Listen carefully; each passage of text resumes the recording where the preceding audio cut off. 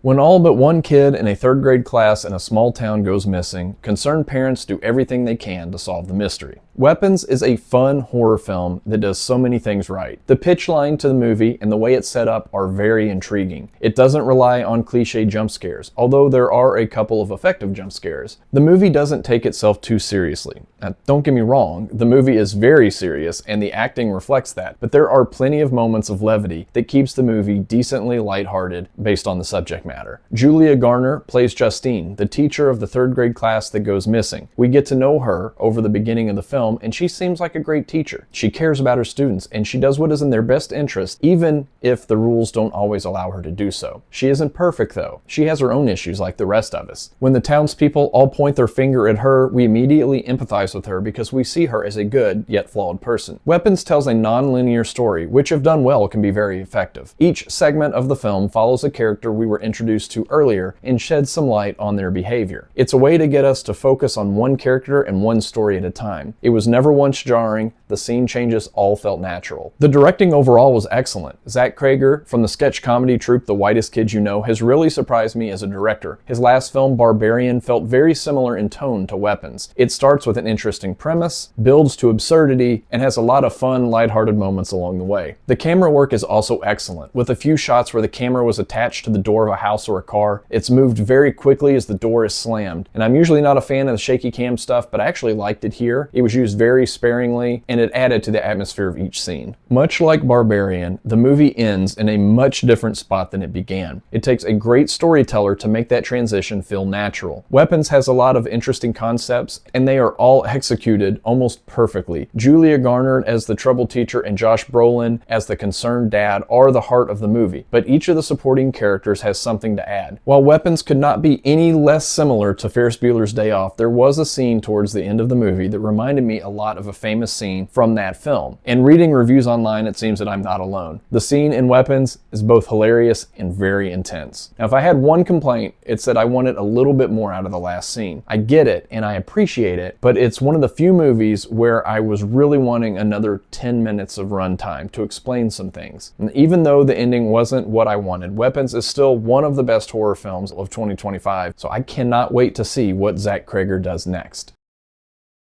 Being the only kid in class, having a nightmare, late night runs, selling stuff to a pawn shop, standing up at a PTA meeting,